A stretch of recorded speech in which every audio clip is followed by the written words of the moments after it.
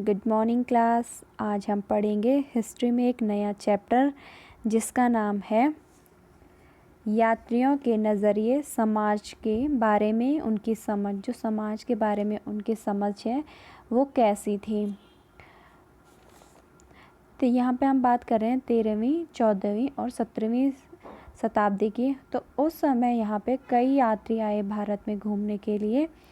उन यात्रियों ने भारत की जो संस्कृति और रहन सहन को अच्छे से और गहराई से देखा। देखने और समझने के बाद इन्होंने क्या किया, कुछ वृत्तांत लिखे और ये वृत्तांत बाद में काम आए थे, जो बाद में फिर इतिहास में लिखा गया था।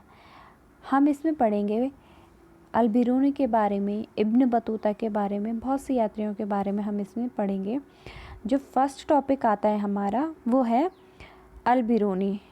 अल बिरूनी का जो जन्म हुआ था वो हुआ था 973 में उज्बेकिस्तान में इनका जन्म हुआ था। और खारिज़म एक शिक्षा का केंद्र था, यहाँ पे इन्होंने शिक्षा प्राप्त करी थी।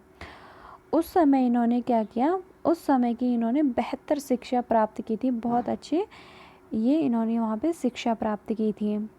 ये कई भाषाओं के ज्ञाता थे और इनको कई भाषाएं भी आती थी, जैसे सीरिया, फारसी, हिंदू, संस्कृत, इन भाषाओं का इनको ज्ञान था। अब 1017 में खारिज़म में आक्रमण हुआ, जहाँ इन्होंने शिक्षा करी थी, तो वहाँ पे आक्रमण हो गया।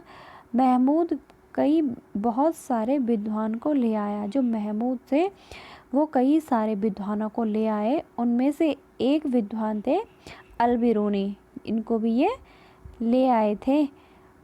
अल बिरूनी ने कई ब्राह्मणों के साथ कई वर्ष तक वो भारत में बिताए वो, ठीक है। तो अल बिरूनी ने ब्राह्मणों के साथ कई वर्ष बिताए और इन्हें संस्कृति धर्म का ज्ञान प्राप्त हुआ। इन्होंने क्या किया, जब ये यहाँ पे आए थे तो इन्होंने सांस्कृतिक धर्म का भी इनको अच्छे से ज्ञान हो गया था। जब कुछ इनको अच्छे से ज्ञान हो गया तब इन्होंने एक किताब लिखी, एक बुक लिखी, उसका नाम था किताब उल हिंद। मोस्ट इम्पोर्टेंट है ये किताब उल हिंद। के जो लेखक हैं वो कौन थे, अल बिरूनी। अल बिरूनी ने इस बुक को लिखा था, ठीक है। अब आता है हमारा अरबी भाषा।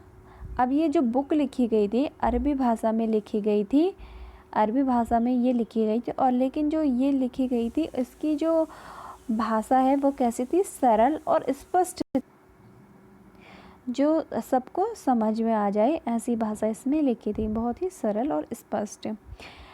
लेकिन क्या था, ये एक विस्तृत ग्रंथ था। विस्तृत यानी बहुत बड़ा ये ग्रंथ था, जो जैसे कि ये 80 अध्याय में विभाजित था। 80 अध्यायों में, 80 चैप्टर में ये विभाजित था।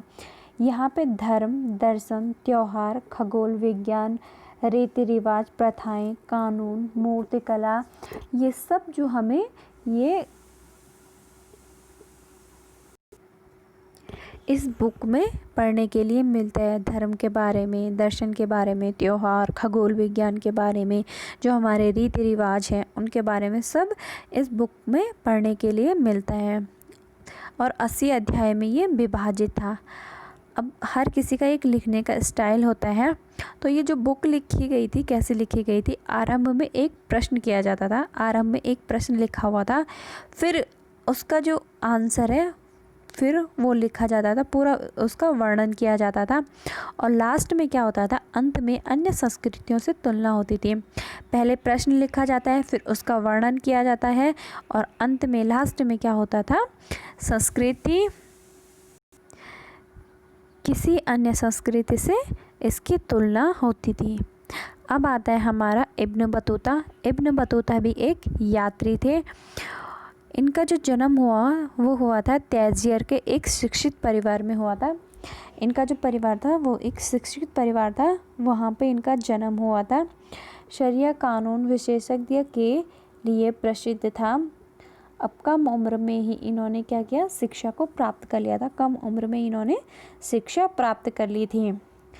पुस्तक के स्थान पर यात्रियों से अनुभव को ये महत्वपूर्ण मानता था। अब कोई व्यक्ति ऐसे कहता है कि जो पुस्तक है, हमारी बुक है, उसी का ज्ञान को महत्वपूर्ण मानता था। लेकिन ये क्या कहते थे कि मैं उस ज्ञान को कम, और जो मुझे घूमने से जो अनुभव होता है वो इस ज्ञान को ज़्यादा महत्वपूर्ण मानते थे।